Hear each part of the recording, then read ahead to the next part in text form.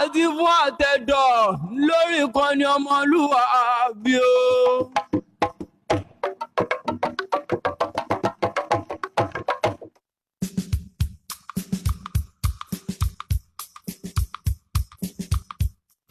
ẹ kú ojúmọ́ ẹ káàárọ̀ ní gbogbo tẹ́ ẹ bá ti ń gbọ́ ìkànnì ọmọlúwàbí Splash FM 106.7 ìṣàlàáfíà lẹ́wà bí àwa náà ṣe wà láàárọ̀ òní. àlàáfíà làwà yìí náà ẹ káàbọ̀. ti fún tẹ̀dọ̀mọ̀ ní lórí ìkànnì yìí ẹ láǹfààní àti máa gbọ́ àwọn ìròyìn lọ́lọ́kan ọ̀jọ̀kan láti inú àwọn ìwé ìròyìn ojoojúmọ́ lẹ́wà. Olúwafẹ́mi Mákindé ló kọ tèmi. ó dá ẹkú ojúmọ́ ẹkú ti mọ̀ pé ojúmọ́ òní mọ́ kí ìṣẹ̀lẹ̀ ó má ṣẹlẹ̀ ojúmọ́ òní mọ́ kí àrùn ó má rẹrù ojúmọ́ tó mọ́ lẹ́nìí àwọn ìṣẹ̀lẹ̀ tó ṣẹlẹ̀ lánàá náà làwọn ìwé ìròyìn ni wọ́n kó wá ẹja lọ sínú àwọn ìwé ìròyìn ilẹ̀ wa káwò wọ́n lọ́lọ́kọ̀ òjọ̀kan bí wọ́n ti wá lójúmọ́ àárọ̀ yìí. ẹ já káwọn mú wọn lọ́kọ̀ọ̀kan èjèèjì inú ìwé ìròyìn Punch ẹ mọ̀ wípé kókó orí ẹ̀ ńláàmọ̀ láǹfààní àti yọ sí ń létí kó tó di pé láǹfààní àti jẹ kẹtẹpẹ. inú ìwé ìròyìn Punch ọ̀nà àmọ̀lélẹ́yìí wọ́n ní aláṣẹ Muhammadu Buhari wọ́n ti buwọ́ lù ú kó dòfin òfin máa lo ìbòmú ní dandangbọ̀n ẹ gbọ́ tá a bá ti wọnú ẹ̀ lọ. inú ìwé ìròyìn Vanguard tó jáde láàárọ̀ yìí lórí ọ̀rọ̀ ààbò lórílẹ̀‐èdè wa Nàìjíríà ààrẹ Muhammadu Buhari ti sọ fún àwọn ọ̀gá lọ́gàá lẹ́nu iṣẹ́ ológun ilẹ̀ wa oníṣẹ́ rí àkókò tá a wà yìí àkókò ìgbésẹ̀ pàjáwìrì òun náà la wà lórílẹ̀‐èdè Nàìjíríà lákòókò yìí ẹ ó gbọ́ láàárọ̀ yìí. wọ́n ní aláṣẹ Muhammadu Buhari inú ìwé ìròyìn The Sun ó ti yan Àgùgù gẹ́gẹ́ bí ayẹ̀wé owó wò àgbà lórílẹ̀‐èdè wa Nàìjíríà Tani Àgùgù ẹ gbọ́ tá a bá ti wọnú ẹ̀ lọ. àwọn ọmọ Nàìjíríà 2,200 ni wọ́n máa padà sórílẹ̀‐èdè Nàìjíríà láti orílẹ̀‐èdè Saudi Arabia lẹ́ni àti lọ́la o báwo ló ṣe jẹ́gọ́ kí ló ń gbé wọn padà bọ̀ lé ẹ ó gbọ́ nù ìwé ìròyìn The Punch láàárọ̀ yìí. aṣòfin àgbà kan sẹ́nitọ́ Ndume ó ti sọ ọ́ látàrí ìgbésùmọ̀mí tó wà lórílẹ̀‐èdè wa Nàìjíríà ó ti sọ fún aláṣẹ Muhammadu Buhari ṣe é rí gbogbo àwọn olórí òṣìṣẹ́ ètò ààbò tẹ́ ẹ yàn yẹn ẹ gbọ́dọ̀ fún wọn ní gbèdéke ẹ gbọ́ inú ìwé ìròyìn. ó mà ní ìdí pàtàkì tí àbá kan eléyìí tó ní í ṣe pẹ̀lú ọ̀rọ̀ epo rọ̀bì lórílẹ̀‐èdè wa Nàìjíríà eléyìí tó ṣe pàtàkì ìdí wo ló ṣe pàtàkì Gbajabiamila ló ṣàlàyé ẹ láàárọ̀ yìí ìwé ìròyìn The Nation ló gbé ẹ gbọ́ láàárọ̀ yìí. ṣé ẹ gbàgbé arábìnrin kan tó jẹ́ ọlọ́pàá wípé tí wọ́n fọwọ́ òsì júwe lé fún látàrí ipò lóyún wọ́n ní ọ̀gá àgbà iléeṣẹ́ ọlọ́pàá ó ti pàṣẹ ìwádìí pé kí wọ́n ṣèwádìí lórí ọ̀rọ̀ ọ̀hún ẹ gbọ́ tì fún ó tẹ̀dọ̀. inú ìwé ìròyìn Vanguard tó jáde láàárọ̀ yìí lórí ọ̀rọ̀ COVID-19 láti rí eléyìí tí Bill Gates tó ti ń rọ ìjọba Nàìjíríà pé ẹ dẹ́kun lórí àwọn àjẹsára tẹ́ ẹ fẹ́ rà nílẹ̀ òkèèrè ẹ ṣọ́ owó náà o ẹ má náwó nàkúnà lórí àjẹsára ètò ìlera tí yín náà ní kẹ́ ẹ náwó lé lórí ẹ ó gbọ́ láàárọ̀ yìí. ẹ ṣèwádìí lórí ẹ o ẹ ṣèwádìí tó gún mọ́ wọn ní ẹgbẹ́ òṣèlú PDP wọ́n ti ń rọ àjọ ICC àti Interpol wípé kí wọ́n ṣèwádìí lórí Buratai tó ń ta àwọn míì lórí ẹ̀sùn lòdì sí ọmọnìyàn ẹ gbọ́ tì fún ó tẹ̀dọ̀. ẹgbẹ́ òṣèlú PDP tún ti sọ̀rọ̀ láàárọ̀ yìí ò gẹ́gẹ́ bí wẹ́rọ̀yìn The Sun bó ṣe gbé jáde wọ́n ní ààrẹ Muhammadu Buhari ó ti já gbogbo ọmọ Nàìjíríà kulẹ̀ lápá aboni lórí ọ̀rọ̀ wo gan ni ẹ ó gbọ́ láàárọ̀ yìí. wọ́n ní wípé Mákindé ó ti ṣèpàdé pọ̀ pẹ̀lú Buhari ó sì ń béèrè wípé kí wọ́n fi wọ́n ṣọwọ́ àwọn ọlọ́pàá tí wọ́n ń pè ní Mopo sí ìpínlẹ̀ Ọ̀yọ́ kí ló ṣẹlẹ̀ kíde ẹ gbọ́. ìwé ìròyìn Daily Trust tó jáde láàárọ̀ yìí láti rí eléyìí lórí ọ̀rọ̀ ààbò yìí náà ni o aṣíwájú ìlú kan nípínlẹ̀ Ògùn ó ti rọ gómìnà Abíọ́dún ó ní gbé ìgbésẹ̀ kíákíá kí ìkó tó wọ́ lórí ọ̀rọ̀ àwọn darandaran ní ìpínlẹ̀ Ògùn ta ló wí bẹ́ẹ̀ gan ẹ ó gbọ́ lójúmọ́ àárọ̀ yìí. wọ́n ní ètò èyí tó ní í ṣe pẹ̀lú òfin lórílẹ̀‐èdè wa Nàìjíríà tá à ń lò lọ 1999 Constitution wọ́n ní pé Ìbà Gani Adams ó ti sọ̀rọ̀ Ààrẹ Ọ̀nà Kakanfò oníṣẹ́ rí ètò òfin yìí lórílẹ̀‐èdè wa Nàìjíríà ó mọ̀ fẹ́ jọ bí ẹni wípé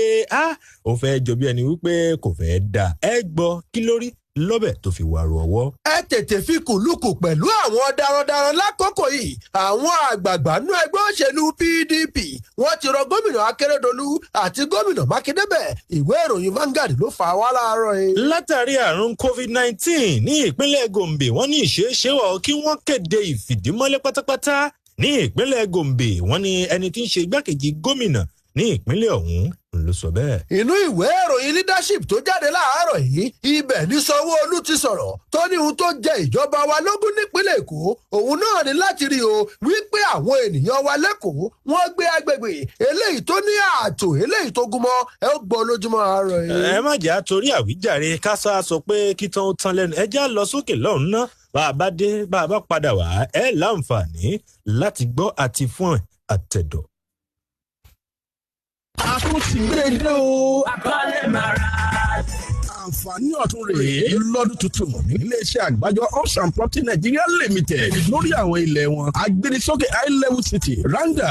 200,000 ní tẹ́lẹ̀ báyìí ó ti di 100,000 naira Mercy Estate tó wà ní Òṣìàlẹ̀ 250,000 naira ní tẹ́lẹ̀ ó ti di 150,000 naira Supreme Garden Máwùkọ́ 250,000 ní tẹ́lẹ̀ ó ti di 150,000 naira bẹ́ẹ̀ sì ni ilẹ̀ oko wà ní orílẹ̀ ìlú 30,000 per plot bẹ́ẹ̀ bá sanwó lódindi ẹ gba ìdá mẹ́wàá owó yín padà lẹ́sẹ̀kẹsẹ̀ bó sì jẹ́ ààbọ̀ lẹ́san ẹ ti láǹfààní láti gba ìdá mẹ́wàá owó tí yín náà àyè wà fún san díẹ̀díẹ̀ lórí àwọn ilé wọn 39 NTA Road Ọ̀gbẹ̀ Abẹ́òkúta 07044648338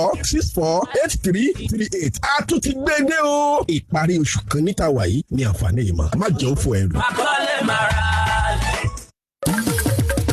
Àtọ́tọ́ arẹ́rẹ́ o gbogbo ẹni tó mọ ọ̀nà ìrọ̀rùn láti di ọlọ́rọ̀. Imperial Gaming Arena tó wà nínú ọgbà Imperial Hotel Quarry Road Abẹ́òkúta ló ń pè yín kẹ́ ẹ wá wọkọ̀ ọ̀la. Ìpolongo lóṣù mẹ́ta láàrin yìí tí ìtàn ayé yín á ti yí padà sí rere ni. Ẹ ta sports betting ẹ jẹ, ẹ ta lotto ẹ jẹ, ẹ ta pools ẹ jẹ, tàbí kẹ́ ẹ ta slot machine kẹ́ ẹ tún jẹ. Gbogbo oníbàárà wa lọ́tà jíjẹ ìṣàní. Tẹ́ bá wa ta tó 800 naira, ẹ gba raffle ticket kan lọ́fẹ̀ẹ́ tó túmọ̀ sí pé ẹ lè jẹ àjẹtúnjẹ nìyẹn torí pé raffle ticket yẹn ló máa jẹ́ kẹ́ ẹ jẹ ẹ̀bùn rẹpẹtẹ. Àgàgà tẹ́ bá wa ta tó 4,000 naira. Àgọ́rọ̀ ọ̀kadà kan cháchá lẹ máa jẹ. Ìpolongo lóṣù mẹ́ta yìí ní ìyíkótó àkọ́kọ́ ẹ̀ máa wáyé láàrin ọjọ́ 18 sí 30 oṣù kìíní. Ìyíkótó ẹlẹ́ẹ̀kejì láàrin ọjọ́ 21 oṣù kìíní sí ọjọ́ 27 oṣù kejì. Àti ìkẹta láàrin ọjọ́ 28 oṣù kejì sí ọjọ́ 27 oṣù kẹta ọdún 2021. Tẹ́ bá ti ń tayò ní Imperial Gaming Arena tó wà nínú Imperial Hotel Quarry Road Abẹ́òkúta. Kò ní pẹ́ kò ní jìnnà tẹ́ ó fi di ọlọ́rọ̀. ó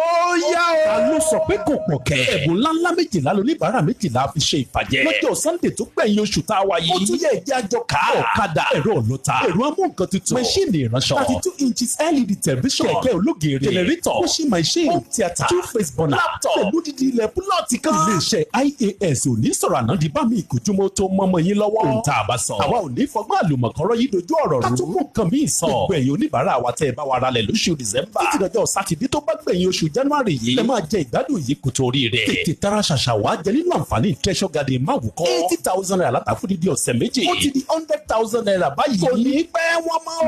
Tètè lọ ra tiẹ̀. Tó bá ṣe ń san 100,000 naira. Wàá máa gba tíkẹ́ẹ̀tì márùn-ún lójú ẹsẹ̀. Tí wọn náà lè pẹ̀lú fi ẹ̀bùn ńláńlá méjìlá yìí ṣe ìfàjẹ́. Ọjọ́ Sátidé. Tó bá gbẹ̀yìn oṣù yìí ni àǹfààní yẹn máa dópin o. Ọjọ́ kejì rẹ̀ gan la máa yí kò torí rẹ̀. Innovator number 1. Ìkọ́lá aláyàndí ìrìn àsàlátù. Lérí ọjọ́ yẹn. Pé 09033773189. Àdìbò àtẹ̀dọ̀ lórí ìkànnì ọmọlúwàbí o.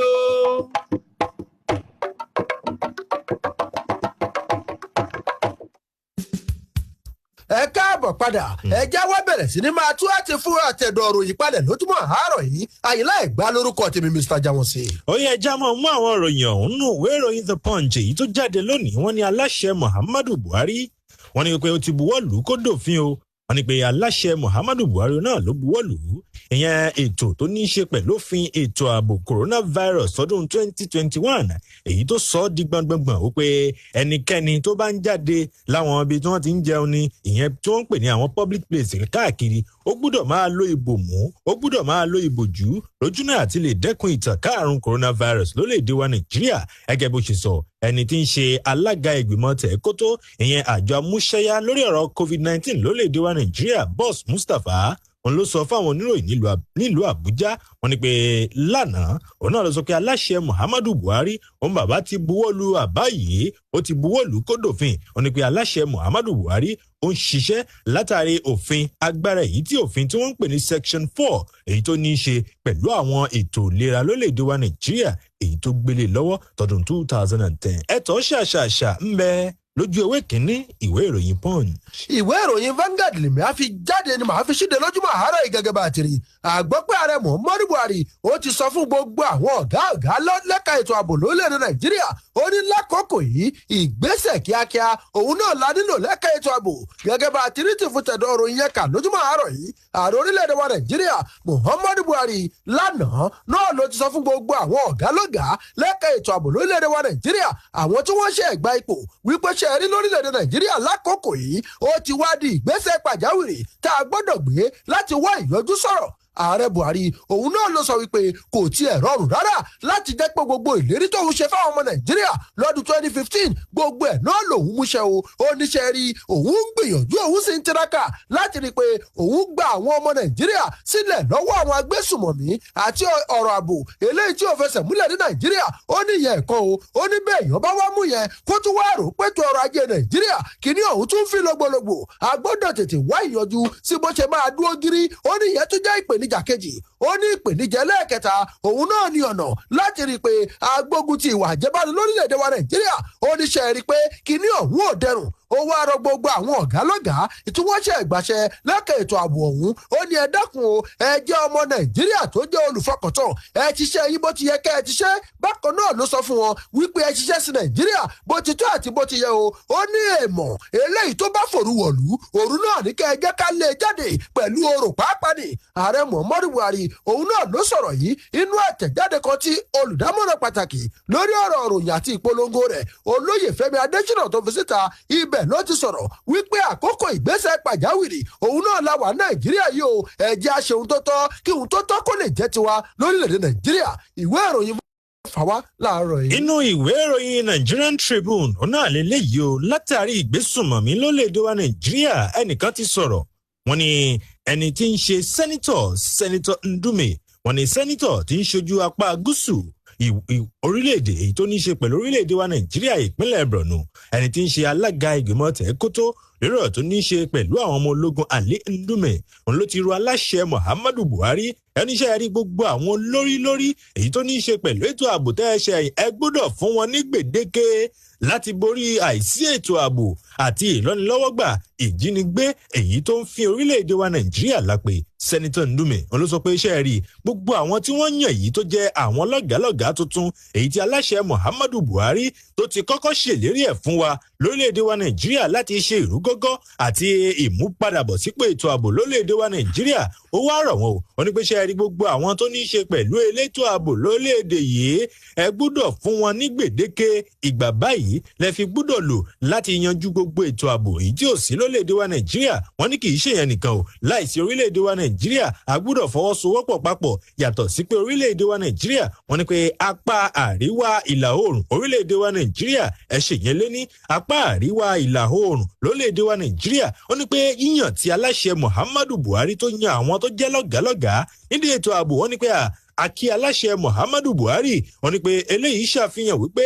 gbogbo ohun tí aláṣẹ tó ṣèlérí ẹ̀ fún wa nínú ìbánisọ̀rọ̀ ọdún tuntun eléyìí tí aláṣẹ tó ṣe fún gbogbo àwọn orílẹ̀-èdè wa Nàìjíríà ó mú ìlérí ẹ̀ ṣẹ ni ẹ̀tọ́ ṣàṣàṣà ń bẹ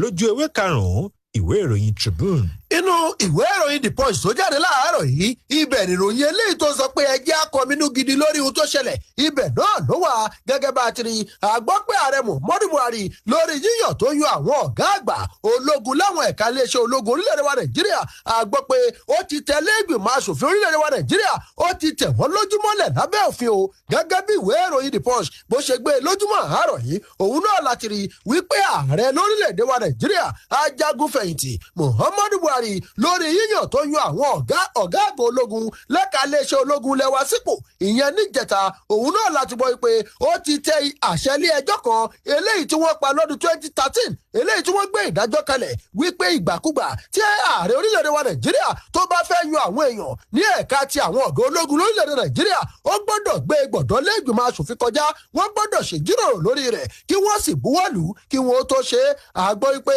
ọjọ́ kejì oṣù keje ọdún 2013 òun náà ni ó ń dájọ́ Àdàmú Bello ló gbé ìdájọ́ ọ̀hún kalẹ̀ ibẹ̀ ló ti sọ wípé nígbàkúgbà tí ààrẹ orílẹ̀-èdè tó bá fẹ́ yan àwọn ọ̀gá àgbà lẹ́ka iléeṣẹ́ ológun lẹ́wà Nàìjíríà ó gbọ́dọ̀ jẹ́ pé wọ́n ti gba ilé ìgbìmọ̀ asòfin àgbà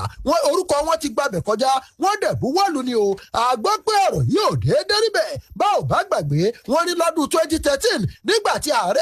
ààrẹ àná lórílẹ̀‐èdè wa Nàìjíríà ìyẹn Goodluck Jonathan tó wà lórí ìṣàkóso òun náà ní agbẹjọ́rò àgbà kan olóyè Festus Keyamo òun ló gbé ẹjọ́ lọ sílé ẹjọ́ àwa gbọ́ pé Keyamo yìí òun ló ti wá jẹ alákòóso lábẹ́lé fún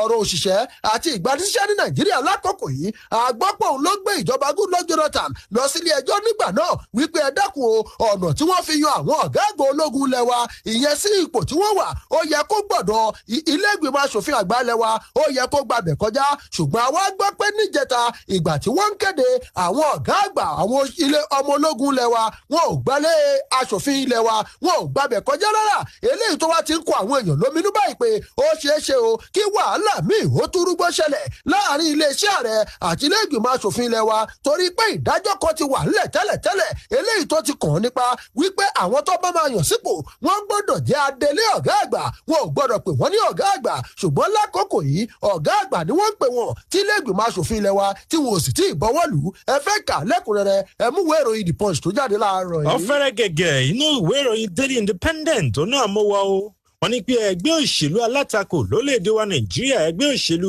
PDP ó ti pè wípé àwọn tó jẹ́ àjọ àgbáyé wọ́n ní pé ilé ẹjọ́ àgbáyé tó ní í ṣe pẹ̀lú ọ̀daràn ICC àti Interpol wọ́n ní pé kí wọ́n ṣèwádìí lórí ẹni tí ń ṣe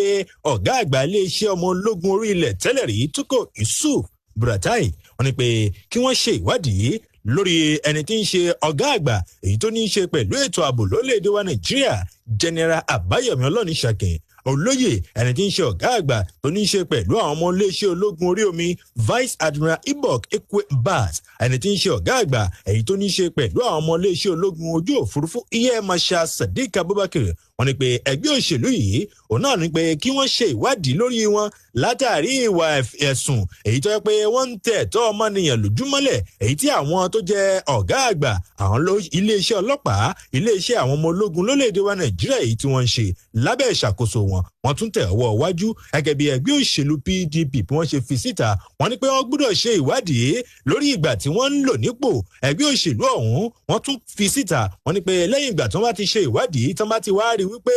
wọ́n jẹ̀bi ẹ̀sùn èyí tí wọ́n fi kàn wọ́n ọ̀hún kí wọ́n kọ́ fi òfin de ìrìn àjò wọn ná kí wọ́n tún láǹfààní àti gba gbogbo ohun tó ní í ṣe pẹ̀lú ohun ìní wọn ẹ̀ka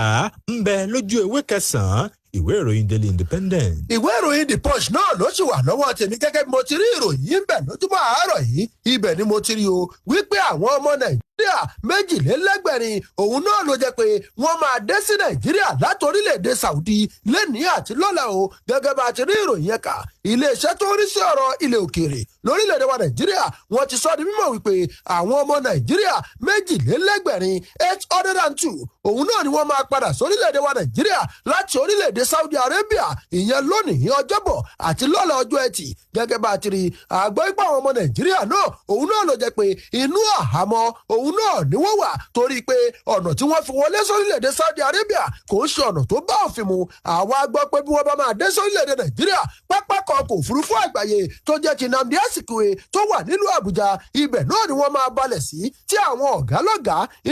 ní pápákọ̀ ọkọ̀ òfurufú náà tí wọ́n sì máa kí wọn káàbọ̀ pẹ̀lú àwọn ọ̀gá àgbà àti àwọn òṣìṣẹ́ iléeṣẹ́ tó rí sọ̀rọ̀ ilẹ̀ òkèèrè nílẹ̀ wa àgbọ̀ pé àwọn tí wọ́n ń bọ̀ yìí náà ló jẹ́ pé wọ́n máa kọ́ fi wọ́n pamọ́ náà o síbì kan lólùlù ilẹ̀ wa l'Àbújá pàápàá ibi tó jẹ́ ibi ìpàgọ́ fún ti hajj ọjọ́ 14 gbáko ni wọ́n máa lò ń bẹ̀ ní ìlànà pẹ̀lú ètò òfin eléyìí tí wọ́n ṣe lórí COVID-19 inú àtẹ̀jáde tí wọ́n fi síta nílùú Àbújá lánàá látọwọ́ ẹni tó jẹ́ akọ̀wé àgbà ní iléeṣẹ́ ìjọba eléyìí tó rí sí ọ̀rọ̀ ilẹ̀ òkèèrè ambassador Gabriel Aduda ibẹ̀ náà ló ti sọ di mímọ̀ wípé gbogbo àwọn tí wọ́n ń bọ̀ náà òun náà ló jẹ́ pé ọkọ̀ òfurufú ńlá méjì ló máa gbé wọn wọlé láti orílẹ̀-èdè Saudi Arabia ìròyìn yẹn gùn ó pọ̀ ìwé ìròyìn The Punch ló kọ láàárọ̀ yìí. ìwé ìròyìn The Sun ó náà lélẹ́yìí wọ́n ní aláṣẹ Muhammadu Buhari ó ti yan ẹni tí ń ṣe ayẹ̀wé owó àgbà pápá èyí tó ní í ṣe pẹ̀lú àgbà èyí lórílẹ̀‐èdè wa Nàìjíríà wọ́n ń pe orúkọ rẹ̀ ní Agogo aláṣẹ ààrẹ Muhammadu Buhari òun náà ló yan Adolphus Agogo gẹ́gẹ́ bí ayẹ̀wé owó àgbà lórílẹ̀‐èdè wa Nàìjíríà ní ìbámu pẹ̀lú òfin wọn tí wọ́n ń pè ní section 89 section 86 ó jàre subsection 1 èyí tá a tún ṣe lórílẹ̀‐èdè wa Nàìjíríà wọ́n ní gẹ́gẹ́ bí àtẹ̀jáde kan látọwọ́ ẹni tí ń ṣe amúgbálẹ́gbẹ̀ẹ́ àgbà pàtàkì sí ààrẹ Muhammadu Buhari lọ́rọ̀ tó ní í ṣe pẹ̀lú ilé ìgbìmọ̀ asòfin sẹ́nitọ̀ Babájídé Ọmọwùwárẹ̀ wọ́n ní pé Agogo òun náà ló jẹ́ ẹni tó yẹ pé ó ti ń jẹ́ adelé ayẹ̀wé owó àgbà lórílẹ̀‐èdè wa Nàìjíríà kó tó di wípé ẹni tí ń ṣe ayẹ̀wé owó tẹ́lẹ̀ rí ọ̀gbẹ́ni Anthony Anyine ẹni tó fẹ̀yìntì tó mọ̀ọ́mọ̀ fẹ̀yìntì nígbà tó pé ẹni ọdún 60 lórílẹ̀‐èdè wa Nàìjíríà wọ́n ní pé ó ṣèyẹn ìyẹn lọ́jọ́ 25 oṣù kẹwàá ọdún 2020 wọ́n ní pé ẹni tó wáyàn tuntun ọ̀hún ayẹ̀wé owó àgbà èyí tó ní pé ó jẹ́ ọmọ orílẹ̀-èdè wa Nàìjíríà wọ́n ní pé ìpínlẹ̀ Edo ló ti wá ó tún ní ìmọ̀ nípa ọ̀rọ̀ tó ní í ṣe pẹ̀lú okòwò lórílẹ̀-èdè wa Nàìjíríà ó tún jẹ́ ọmọ ẹgbẹ́ àpapọ̀ àwọn tó ní í ṣe pẹ̀lú akọ̀wé owó lórílẹ̀-èdè wa Nàìjíríà pàápàá jùlọ ó mọ̀ nípa ọ̀rọ̀ tó ní í ṣe pẹ̀lú owó orí lórílẹ̀-èdè wa Nàìjíríà ẹ̀tọ́ ṣàṣàṣà ń bẹ nínú ìwé ìròyìn The Sun èyí tó jáde láàárọ̀ òní o. inú ìwé ìròyìn Vanguard tó jáde láàárọ̀ yìí lórí ọ̀rọ̀ ààbò lórílẹ̀‐èdè Nàìjíríà yìí náà ni ibẹ̀ láti rí kà pé ààrẹ Muhammadu Buhari ó ti sọ fún Akérédolú pé kó lé àwọn ọ̀daràn eléyìí tó wà ní ìpínlẹ̀ rẹ̀ kó lé wọn jáde o gẹ́gẹ́ bá a ti rí ààrẹ orílẹ̀‐èdè wa Nàìjíríà Muhammadu Buhari lánàá ló ti rọ gómìnà ìpínlẹ̀ Ondo Rotimi Akérédolú pé gbogbo àwọn ọ̀daràn tó jẹ́ wọ́n fẹ́ ba ìpínlẹ̀ rẹ̀ jẹ́ gbogbo wọn náà ni kó lé jáde inú igbó ọba eléyìí tí wọ́n farasin sí gẹ́gẹ́ bá a ti rí ìròyìn yẹn kà síwájú sí i a gbọ́ pé Akérédolú òun náà ló lọ sọ́dọ̀ ààrẹ Muhammadu Buhari lánàá ṣùgbọ́n nígbà tó jáde lọ́dọ̀ ààrẹ kò wá bá àwọn tí wọ́n jẹ́ akọ̀ròyìn ilé ìjọba kò bá wọn sọ̀rọ̀ ṣùgbọ́n ẹni tó jẹ́ alámòjútó fún ọ̀rọ̀ ìròyìn ní ìpínlẹ̀ Ondo òun bá wọn akọ̀ròyìn sọ̀rọ̀ lẹ́yìn ìgbà tó jẹ́ wọ́n délùú Àkúrẹ́ ó wá fi àtẹ̀jáde ìròyìn kan jáde ó ní gómìnà Akérédolú ńgbà tó wà lọ́dọ̀ Muhammadu Buhari ó ló lo àǹfààní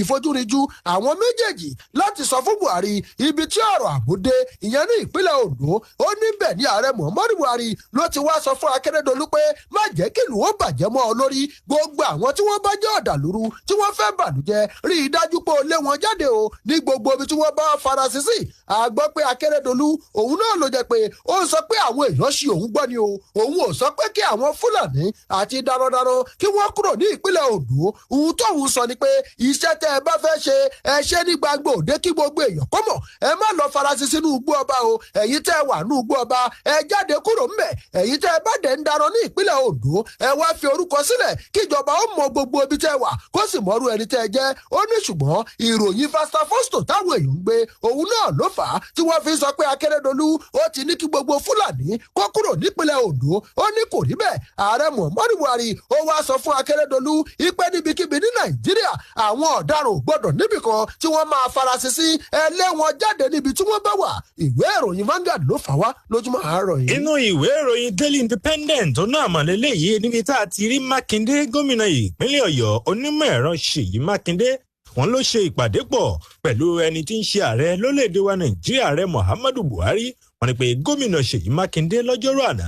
wọ́n ló pàdé pọ̀ pẹ̀lú ààrẹ Muhammadu Buhari wọ́n ní pé wọ́n fẹ́ sọ̀rọ̀ lé lórí èyí tó ní í ṣe pẹ̀lú ètò ààbò ní ìpínlẹ̀ ọ̀hún ó kéde ẹ̀ wípé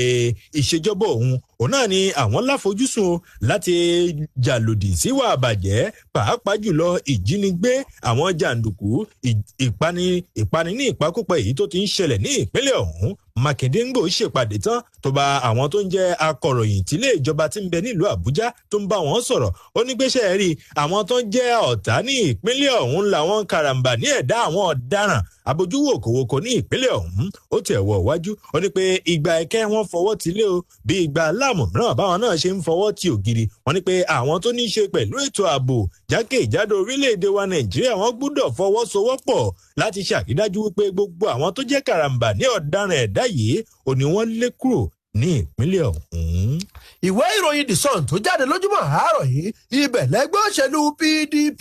ibẹ̀ náà ni wọ́n ti sọ̀rọ̀ tí wọ́n sọ pé ẹgbẹ́ òṣèlú APC àti ààrẹ Muhammadu Buhari wọ́n ti kọ gbogbo ọmọ orílẹ̀-èdè Nàìjíríà sílẹ̀ wọ́n ti já wọn kulẹ̀ gẹ́gẹ́ bá ti rí ìròyìn ẹ̀ka ẹgbẹ́ òṣèlú People's Democratic Party PDP lórílẹ̀-èdè Nàìjíríà lánàá náà ni wọ́n ti fi ẹ̀sùn kan ààrẹ Muhammadu Buhari wípé ó ti kọ gbogbo ọmọ Nàìjíríà sílẹ̀ bó tiẹ̀ jẹ́ pé ètò ọrọ̀ ajé àti ètò ààbò lórílẹ̀-èdè wa Nàìjíríà òun náà ló ti mẹ́ẹ̀ lákòókò yìí inú àtẹ̀jáde tí akọ̀wé ìpolongo fẹ́gbẹ́ òṣèlú PDP Kọ́lá Ọlọ́gbọ́ndìyàn eléyìí tó fi síta ibẹ̀ náà ló ti ṣàkàwé gbogbo ohun tó ń lọ lórílẹ̀‐èdè Nàìjíríà lákòókò yìí bí ohun tó yẹ kó kọni lóminú ó ní ṣùgbọ́n ààrẹ Muhammadu Buhari ó ní í ṣe ló dàbí pé bàbá kan tí ọ̀gbọ́n yìí sí gbogbo ariwo tí àwọn ènìyàn pa eléyìí tí wọ́n sọ pé kó tètè wá ìyanjú sí àwọn ìpèníjà tó ń kojú orílẹ̀‐èdè Nàìjíríà bákan náà lẹ́gbẹ́ òṣèlú PDP ló tún bẹnu àtẹ́lu ẹgbẹ́ òṣèlú All Progressives Congress APC wípé ṣe rí ibi táwọn náà wà lákòókò yìí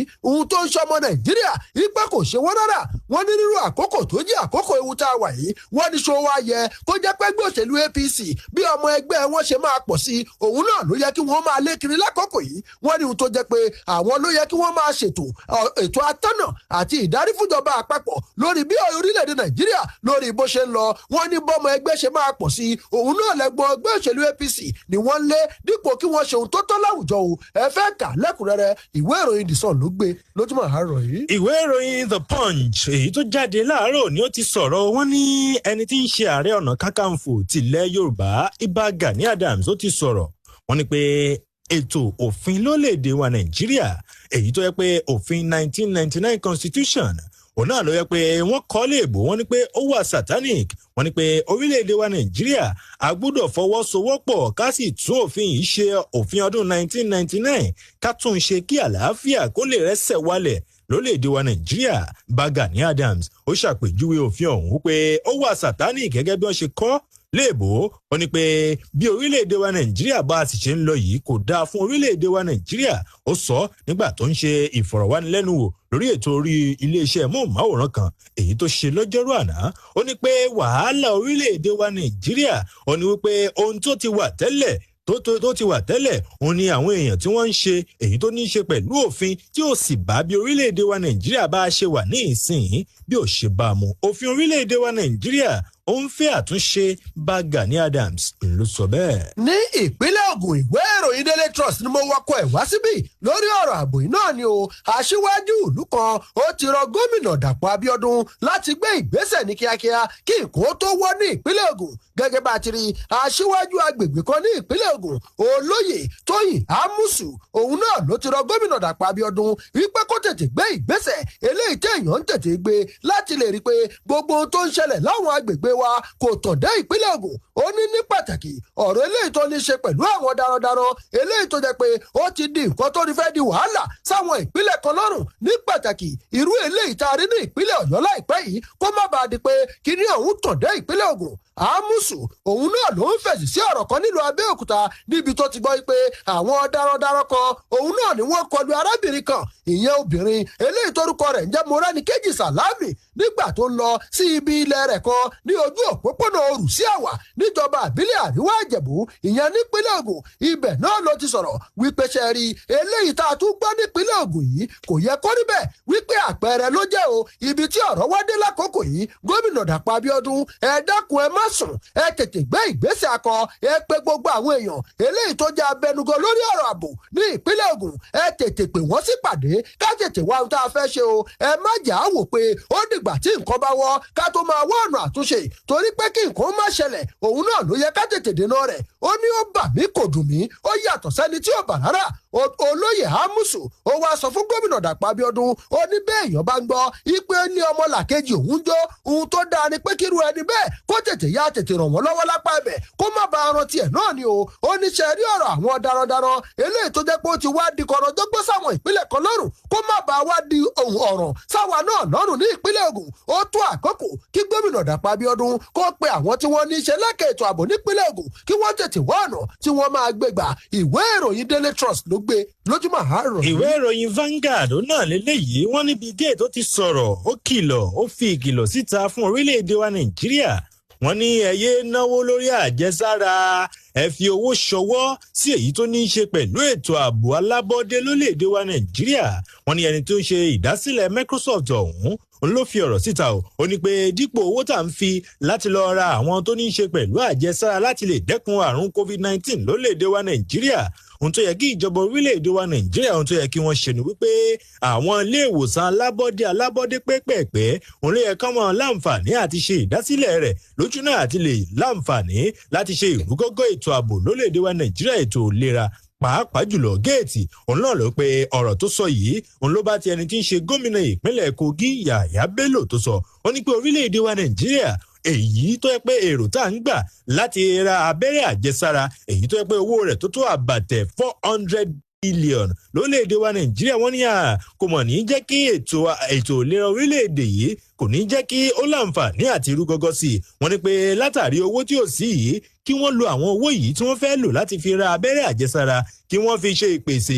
ìwòsàn alábọ́dé lórílẹ̀‐èdè wa Nàìjíríà, pàápàá jùlọ láti lè ṣe ìdẹ́kun àwọn àìsàn yìí tó yẹ pé ó lè máa fi àwọn ọmọ orílẹ̀‐èdè Nàìjíríà ó lè máa fi wọ́n lápè. ẹ̀tọ́ ṣàṣàṣà ń bẹ nínú ìwé ìròyìn Vanguard èyí tó jáde láàárọ̀ ni o. inú ìwé ìròyìn Vanguard yẹn náà ni ìròyìn tó kàn ibẹ̀ náà láti máa mú, ṣùgbọ́n ẹ má gbàgbé pé bẹ́ẹ̀ ti ń gbọ́ wa yìí ẹ lè máa rí wa wò kétékété o. ti fún tẹ̀dọ̀ ròyìn a wà lójú òpó Facebook @Splash FM 67. gbogbo èròǹgbà tiyín náà ẹ máa fi ṣọwọ́ síbẹ̀, gbogbo ẹ̀ la máa kà. inú ìwé ìròyìn Vanguard ibẹ̀ nìròyìn eléyìí wà, eléyìí tí àgbà òǹkọ̀wé ni Ṣóyínká tó ti ń rọlé ìgbìmọ̀ aṣòfin orílẹ̀-èdè wa Nàìjíríà. Ó ní ẹ dákun o, ẹ tètè dáhùn sí ìbéèrè àwọn èèyàn eléyìí tí wọ́n ń béèrè lórí àtúntò lórílẹ̀-èdè wa Nàìjíríà. gẹ́gẹ́ bá tirítì fún tẹ̀dọ̀ ròyìn ẹ̀ka inú ìwé ìròyìn Vanguard láàárọ̀ yìí, ibẹ̀ náà ni àgbà òǹkọ̀wé ni ọ̀mọ̀wé Wọlé Ṣóyínká lánàá ó ti rọlé ìgbìmọ̀ aṣòfin àgbà orílẹ̀-èdè wa Nàìjíríà. Ó ní ẹ dákun o, gbogbo ọmọ Nàìjíríà eléyìí tí wọ́n ń pè fún àtúntò orílẹ̀-èdè yìí, ẹ̀yin náà ẹ ṣiṣẹ́ yín, ẹ tètè dáhùn sí ìbéèrè wọn. àgbọ́ pé ọ̀rọ̀ eléyìí tí Wọlé Ṣóyínká tó sọ yìí òun náà ló wà ní ìbámu o pẹ̀lú ọ̀rọ̀ kan tí iléeṣẹ́ ààrẹ orílẹ̀-èdè wa Nàìjíríà eléyìí tí wọ́n sọ wípé gbogbo ẹni tó ń pè fún àtúntò orílẹ̀-èdè Nàìjíríà lákòókò yìí ẹ tètè darí gbogbo ìpè yín sí ilé ìgbìmọ̀ aṣòfin àgbà Nàìjíríà, torí pé ilé ìgbìmọ̀ aṣòfin àwọn náà ni wọ́n wà nípò láti jíròrò lórí rẹ̀. àwa gbọ́ ìpè lórí ọ̀rọ̀ náà àwọn ẹgbẹ́ kan káàkiri orílẹ̀-èdè wa Nàìjíríà, inú ìta àtìrí ẹgbẹ́ Afẹ́nifẹ́re ilẹ̀ Yorùbá, ẹgbẹ́ ọ̀hánẹ́sì lẹ́ka tàwọn tí ń dìbò, ẹgbẹ́ ti àárín gbùngbùn apá àti apá Niger Delta, àwọn pàǹdẹ̀fù àwọn náà ti sọ̀rọ̀ àtoríṣiríṣi ẹgbẹ́ gbogbo tí wọ́n sọ pé àtúntò òun náà lọ́kàn. àṣùgbọ́n Ṣóyínká nígbà tó ń sọ̀rọ̀ lórí ètò iléeṣẹ́ amóhùnmáwòrán kan lánàá, ibẹ̀ ló ti sọ̀rọ̀ wípé lóòótọ́ ni o, ilé ìgbìmọ̀ aṣòfin àgbà orílẹ̀-èdè wa Nàìjíríà àti ilé ìgbìmọ̀ aṣojúṣòfin àwọn méjèèjì ni wọ́n ní agbára o láti sọ fún ààrẹ Muhammadu Buhari ipe ohun tó yẹ kó o ṣe rèé. ó wá sọ pé ẹ̀yin méjèèjì lákòókò yìí ètò àtúntò Nàìjíríà ó ti di dandan káṣe kí Nàìjíríà kó lè ní àlàáfíà. ẹ fẹ́ kà lẹ́kùnrẹ́rẹ́ ẹ mú ìwé ìròyìn Vanguard tó jáde láàárọ̀ yìí. inú ìwé ìròyìn leadership èyí tó jáde láàárọ̀ ni wọ́n ló ń rúgbó bọ̀ o. kí ni o? àwọn tó yẹ pé wọ́n ń lo iná ọba lórílẹ̀‐èdè wa Nàìjíríà electricity, wọ́n ní ìṣeéṣe wà kí wọ́n bẹ̀rẹ̀ ìfẹ̀hónúhàn alálàáfíà láti lè béèrè ohun tí wọ́n ń ṣe èyí tó ní í ṣe pẹ̀lú ètò iná lórílẹ̀‐èdè wa Nàìjíríà, pàápàá jùlọ láwọn apá abìkan. wọ́n ní pé tí wọ́n bá láǹfààní àti ṣe ohun tí wọ́n ń béèrè, ìṣeéṣe wà o kí wọ́n láǹfààní láti fẹ̀hónú hàn, gẹ́gẹ́ bí àtẹ̀jáde kan èyí tí wọ́n fi síta sí ẹni tí ń ṣe aláṣẹ Muhammadu Buhari, èyí tí ààrẹ ẹgbẹ́ tó ní í ṣe pẹ̀lú ìdáàbòbò àwọn tí wọ́n ń lò náà bá NTPC ìyẹn Kúnlé Olúbíyọ̀. ó ní pé ṣe é rí ètò tó ní í ṣe pẹ̀lú ìfẹ̀hónú alálàáfíà yìí òun náà ní ìṣeéṣe wà wípé kó bẹ̀rẹ̀ lórílẹ̀‐èdè wa Nàìjíríà látàrí pé kíni wọ́n ní àwọn tó ní í ṣe pẹ̀lú iná ọba èyí tó yẹ pé ìdákúrekú ẹ̀ ìyẹn lágbègbè Ìyànyamaraba èyí tó wà lórílẹ̀‐èdè wa Nàìjíríà, wọ́n ní láwọn ọjọ́ tí ń bọ̀ ìṣeéṣe wà o kó jẹ́ pé àwọn tí wọ́n ń lo náà ọba lórílẹ̀‐èdè yìí kí wọ́n fẹ̀hónú hàn láti láǹfààní láti lè sọ̀rọ̀ lórí ohun tó ní í ṣe pẹ̀lú iná ọba ètò pé ìdákúrekú iná ọba lórílẹ̀‐èdè wa Nàìjíríà ń bẹ nínú ìwé ìròyìn leadership èyí tó jáde láàárọ̀ ni o. inú ìwé ìròyìn The Nation eléyìí tó jáde lójúmọ́ àárọ̀ yìí, ibẹ̀ nìròyìn eléyìí wà Sunday Igboho ó máa ti sọ̀rọ̀ ó ní mò ń bọ̀ wá báwọn darandaran tí ń pààyàn nípínlẹ̀ Ògùn gẹ́gẹ́ bá a ti rí àgbọ́ wípé ajàjàǹgbara ni eléyìí tó ń jà nílẹ̀ Yorùbá Sunday Adéyẹmọ tí gbogbo èèyàn tí wọ́n mọ̀ sí Sunday Igboho òun náà ló ti kéde ó ní ibi tó kàn láti lé àwọn apààyàn darandaran jáde ìpínlẹ̀ Ògùn náà ló kàn inú fọ́nrán àwòrán kan eléyìí tó gbajúgbajà káàkiri àná ní gbogbo orílẹ̀-èdè Nàìjíríà ibẹ̀ náà ni Sunday Igboho ló ti sọ̀rọ̀ tó sọ pé àwọn abúlé kan wà láwọn ìpínlẹ̀ Ògùn tó jẹ́ pé àwọn èèyàn wọn ti sọ̀rọ̀ mẹ́ wípé àwọn darandaran wọ́n ń dà wọ́n láàmú ó ní ariwo wọn ti dé tí òun ó wá sọ̀rọ̀ ìpè yìí tóun ṣe nílẹ̀ Ìbàràpá tí àwọn rí ogun ọ̀hún jà táwọn sì ṣẹ́gun ẹ̀ ó ní kò ní tọ́ síbẹ̀ ó lóun tún bọ̀ nípínlẹ̀ Ògùn torí pé gbogbo àwọn èèyàn kan náà ni wọ́n ti pariwo lápá bẹ̀ tóun sì ti gbọ́ ó ní lágbára Ọlọ́run àti oore ọ̀fẹ́ rẹ̀ ó ní gbogbo ibi tọ́rọ̀ kàn nípínlẹ̀ Ògùn lòun máa dé àwọn ọ̀daràn inú àwọn darandaran tó lọ fi ìpínlẹ̀ Ògùn ṣe bùbá ó ní gbogbo bẹ̀ lòun á ti lé wọn jáde o bí ògo ti ń jẹ́ tọ́lọ́wọ́n ọba ẹ fẹ́ kà lẹ́kùnrẹ́rẹ́ ó wà ní ìwé ìròyìn The Nation lójúmọ́ àárọ̀. inú ìwé ìròyìn Nigerian Tribune náà lélẹ́yìí ó látàrí àrùn COVID-19 ní ìpínlẹ̀ Gombe wọ́n ní ìṣeéṣe wà o kí wọ́n kéde ìfìdímọ́lé pátápátá ní ìpínlẹ̀ ọ̀hún gẹ́gẹ́ bí ẹni tí ń ṣe igbákejì gómìnà gẹ́gẹ́ bó ṣe sọ wọ́n ní pé àwọn òfin èyí tí wọ́n là kalẹ̀ láti dẹ́kun ìtànká àrùn COVID-19 lórílẹ̀‐èdè ọ̀hún pàápàá jùlọ ní ìpínlẹ̀ Gombe wọ́n láwọn èèyàn ò mọ̀ tẹ́lé wọ́n ní ìṣeéṣe wà kí àrùn COVID-19 ní ìpínlẹ̀ ọ̀hún kó tàn ká wọ́n ní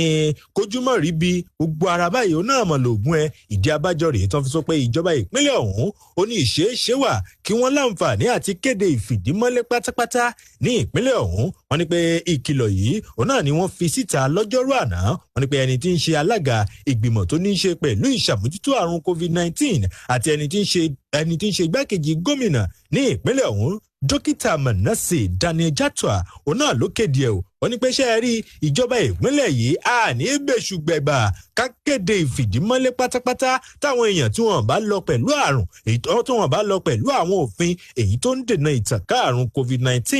ní ìpínlẹ̀ ọ̀hún ń bẹ nínú ìwé ìròyìn Nigerian Tribune èyí tó jáde láàárọ̀ ni o. inú ìwé ìròyìn Vanguard tó jáde láàárọ̀ ni mo ti rí ìròyìn eléyìí o eléyìí tí ẹnìkan ló ti ń ké sí gómìnà Akérédolú àti gómìnà Mákindé wípé dákun o tètè lọ ṣe ìfikùnlukùn pẹ̀lú àwọn darandaran lágbègbè yìí ẹni náà òun náà ló jẹ́ alága ìgbìmọ̀ àgbànú ẹgbẹ́ òṣèlú PDP gẹ́gẹ́ bá a ti rí àgbọ́ pé látàrí awuyewuye àti gbogbo ìkáyàsókè eléyìí tó tẹ̀lé gbogbo àdójúkọ tó wáyé láàrin àwọn darandaran àti àwọn èèyàn kan nípínlẹ̀ Ondo àti ìpínlẹ̀ Ọ̀yọ́ aṣòfin àgbà Walid Jubril tó jẹ́ alága ìgbìmọ̀ àgbànú ẹgbẹ́ òṣèlú PDP òun náà ló ti rọ àwọn gómìnà méjèèjì tí ọ̀rọ̀ kàn ìyẹn gómìnà Rotimi Akeredolu àti gómìnà Ṣèyí Mákindé wípé ẹ dákun ẹ lọ fi kùlùkù pẹ̀lú àwọn Fúlàní tó ń gbé ní àwọn ìpínlẹ̀ yìí ká lè wá ìyanjú sí gbogbo ọ̀rọ̀ yìí aṣòfin àgbà Jubril tó jẹ́ sáríkì Fúlàní ní ìpínlẹ̀ Nasarawa òun náà ló sọ̀rọ̀ yìí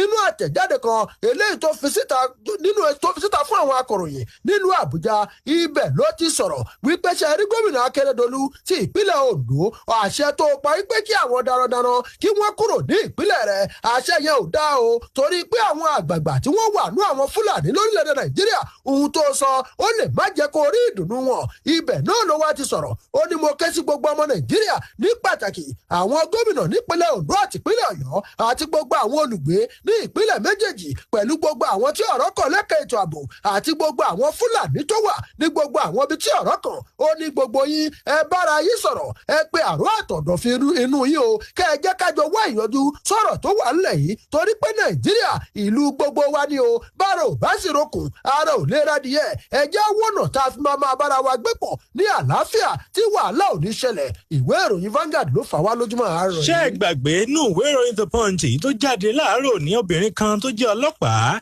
èyí tí wọ́n fọwọ́ òsì júwe ilé fún látàrí wípé ó lóyún láì tí ì ṣègbéyàwó ẹni tí ń ṣe ọ̀gá àgbà iléeṣẹ́ ọlọ́pàá Mohammed Adamu ó ti kéde ẹ̀ wípé kí wọ́n ṣe ìwádìí ọ̀fíntótó lórí wípé bí wọ́n ṣe fi ọwọ́ òsì júwe ilé fún ọlọ́pàá obìnrin yìí tí wọ́n ń porúkọ rẹ̀ ní Ọlájídé Ọmọlọ́lá torí pé ó lóyún láì tí ì ṣègbéyàwó Adamu òun náà ló sọ léyìí dímọ̀ lọ́jọ́ Ìṣẹ́gun àná lọ́jọ́ Ìṣẹ́gun nígbà tó ń ṣe ìṣíde iṣẹ́ àkànṣe kan tí wọ́n ń pè ní SPO quarters ìyẹn tó wà lójú ọ̀nà ọba Aládéjọbí ní GRA ní Ìkẹjà ní ìpínlẹ̀ Èkó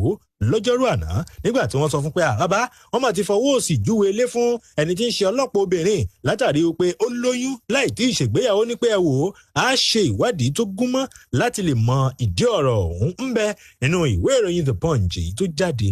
láàárọ̀ ní o. ó dẹ̀ aká tó tẹ̀síwájú ẹjẹ́ dé ẹ̀ka ìpolówó ọjà ká gbọ́ iṣẹ́ tá a ní mbẹ̀ à ń padà bọ̀.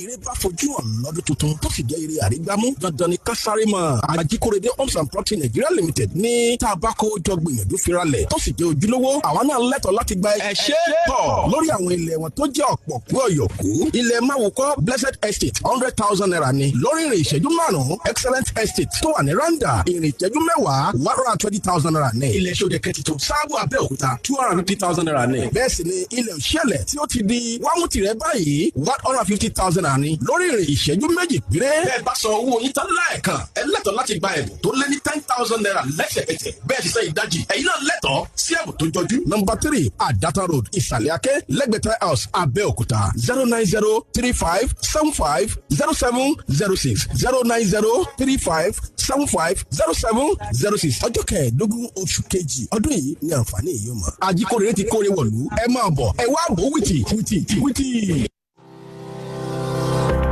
Do you feel the need to take your business to greater heights, grow your business and services beyond your wildest imagination, and have your business and services get to your targeted audience in good time? Worry no more. The Integrity Station, Splash FM 106.7, has got all it takes to put your business and services on the map and give you the desired reach that you need. With our affordable rates, amazing reach, and quality programs, you can rest assured that we will take your business to greater heights. Do business with us today. For inquiries and advert placements, outdoor coverage, events, and many more, contact us via telephone on 0811-249-0577 or visit our corporate office, Kilometer 1, MKO Abiola Way, Abetu Junction, Abeokuta, Ogun State. Splash FM 106.7, Abeokuta, the Integrity Station. We always have you covered.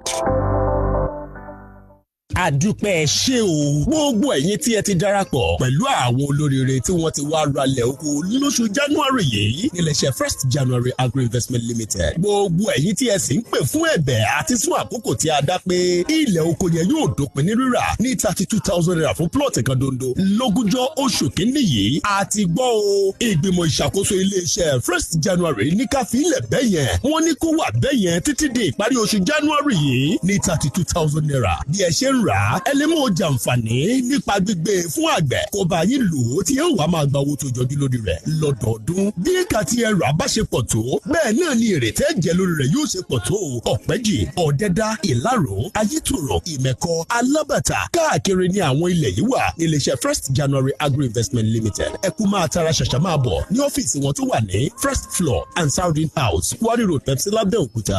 081-6564-6535. àdìbò àtẹ̀dọ̀ lórí ìkànnì ọmọlúwàbí o.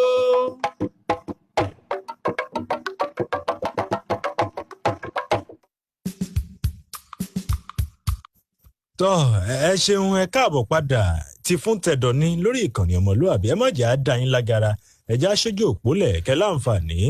láti pè wọlé 0704 444 1067 0704 4001067 àti 0817 555 1067. Ẹ káàárọ̀. Hello, ẹ káàárọ̀ sá o. ẹ káàárọ̀ o. Ẹ máa kó ètò náà sá o. ètò nù. A ṣe kámọ̀ láti ráńdà lágbé ẹlẹ́dìmọ̀ orí gbogbo òkùnkùn ní jẹ́ ti yín lágbára ọlọ́wọ́n ọba o. àmì àtẹ̀yìn náà. Ìtí mo rí tí mo fẹ́ sọ ń bẹ̀. Mo ní pé bọ́yẹ̀ pé ká má bomú ká má fọwọ́. Èmi fẹ́ rà àwọn òṣìṣẹ́ ìjọba gan. Wọ́n tó orí ẹlẹ́dìmọ̀ rẹ̀ kọ́ ọ́n lè má dáwọ́ bomú fọwọ́ wọn ìfọwọ́ wọn. Kẹ́bàjà kẹ́sì COVID-19 ìkíní ìgbé ń pọ̀ jù sí ni ẹ. Ẹjọ́ àníyàn wọ́n pé bóyá a máa ti gbogbo Nàìjíríà o torí wọn kò ní pàtàkì ọmọ lọ́wọ́ o. Ẹ pé torí burúkú ò ní fọ yín o. ẹ ṣe àdúpẹ́ ẹ jáwọ́ ẹlòmíì lójú òpó. Ẹ káàárọ̀ o. Ẹ̀lú ẹ káàárọ̀ ẹ kú ètò. Ẹ káàárọ̀ sà. Orúkọ tèmi ni Àfà Aralamọ̀. Wọ́n ń pè láti irun wọn lálòkò lábẹ́òkúta. Èyí tí mo fẹ́ dá síbẹ̀ ni ti Sunday Igboho. kí wọ́n jọ torí ìtọ́ ọlọ́run kí wọ́n bá wa ṣe bí wọ́n ṣe ń ṣe yẹn à ń retí wọn lógùn state táìdí ọba dá àwọn arábí ìwà ń bẹ̀ kí wọ́n bá wa ṣí wọn ń bẹ̀ ẹ ṣe o. ẹ ṣe àdúpẹ́ ẹ jáwọ́ ẹlòmíì lójú òpó ẹ̀lú ẹ káàárọ̀ o. ẹ pẹ́ ètò. ẹ sún kò nídìí ẹ̀rọ rédíò yín. Hello. À ń gbọ́ yín o kí lórúkọ yín. ẹ ní ṣíṣe o. Àmì àṣẹ tẹ̀yìn náà. orúkọ mi ni akínyọlá stephen láti sábà abẹ́òkúta.